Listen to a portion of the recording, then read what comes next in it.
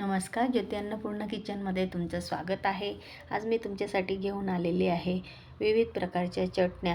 आपण कुठलाही ऐनवेळेस सकाळी नाश्ता बनवतो, त्याच्यासाठी चटणीही लागतेच, म्हणून अगदी 4 ते 5 मिनिटात चटणी तयार होते।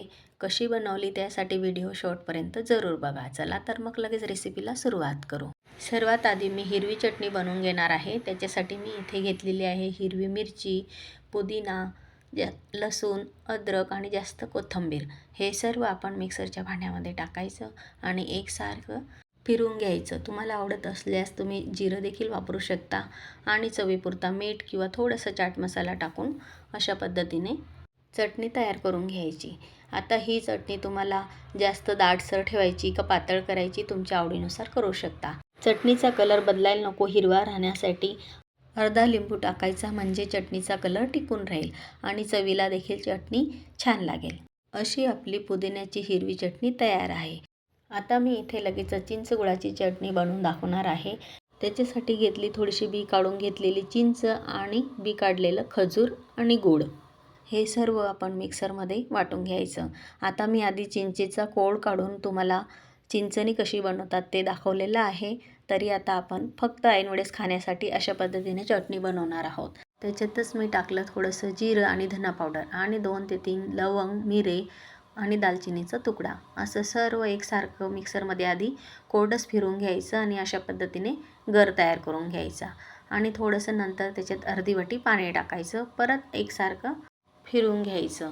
आता लगेचच आपण ही चटणी आणखीन चविष्ट होण्यासाठी आपण थोडंसं कढईमध्ये तेल टाकायचं आणि चटणी गरम करून घ्यायची, म्हणजे याच्यामुळे चटणीला थोडी चमक देखील येते आणि जास्त वेळपर्यंत खराब नाही होत, खाण्यासाठी आपण वापर करू शकतो। लगेचच त्याच भांड्यामध्ये थोडंसं पाणी टाकून ते देखील असं टाकून घ्यायचं आणि एकसारखं कालवून लगेचच त्याच्यात आपण थोडीशी कलर येण्यासाठी आणि चवीसाठी चटणी पावडर टाकणार आहोत आणि चवीपुरता मीठ टाकायचं। एकसारखं कालवून परत 2 मिनटं शिजवून घ्यायची। आता तुम्ही बघू शकता चटणीचा कलर मस्त असा बदललेला आहे आणि चमक देखील आलेली आहे। अशी बघितल्याबरोबर अगदी तोंडाला पाणी येईल अशी गोड, आंबट आणि जरा तिखट अशी चिंच गुळाची चटणी तयार आहे। हिरवी चटणी, गुळाची चटणी तयार झाली। आता आपण बनवणार आहोत अशी सोपी पद्धत आणि झटपट तयार होणारी टमाट्याची चटणी। मी इथे आता 2-3 टमाटे चिरून घेतले आणि त्याच्यातच लसूण, फक्त एवढीच आपल्याला पेस्ट बनवून घ्यायची आहे आणि त्याच पद्धतीने कढईमध्ये थोडंसं तेल टाकून हे टमाट्याची पेस्ट आपल्याला शिजवून घ्यायची आहे। नेहमीच आपण ऐनवेळेस खाण्यासाठी बाजारात मिळणारे टमाटे केचप किंवा टमाटा सॉस वापरतो, त्यापेक्षा अशा पद्धतीने ऐनवेळेस तुम्ही चटणी बनवू शकता। त्याच्यात थोडीशी चटणी पावडर टाकली, धना पावडर आणि चवीपुरता मीठ, तुमच्या आवडीनुसार तुम्ही साखर, गूळ काहीही चवीसाठी वापरू शकता।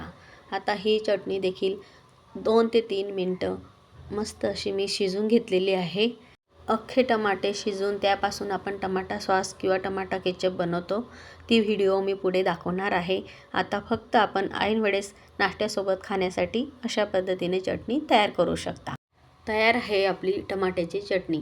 आता मी तुम्हाला गावाकडची लसणाची चटणी बनवून दाखवणार आहे।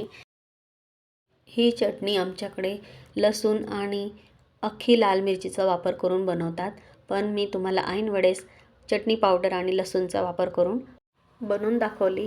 ही चटणी आपण ऐनवेळेस भाज्यांमध्ये देखील वापरू शकतो आणि कोरडी देखील खाऊ शकतो, किंवा तुम्हाला शेजवान चटणी खावीशी वाटली तर तुम्ही अगदी पाहिजे तेवढ्या चटणीमध्ये थोडंसं पाणी आणि मीठ टाकून अशी चटणी देखील तयार करू शकता। अशा सर्व प्रकारच्या चटण्या आपल्या तयार आहेत। तुम्ही नक्की ट्राय करा आणि या रेसिपीच्या व्हिडिओला लाईक करा, शेअर करा आणि चॅनलला अजून सबस्क्राईब केलं नसणार तर जरूर करा। पुन्हा भेटू नवीन रेसिपी घेऊन। धन्यवाद।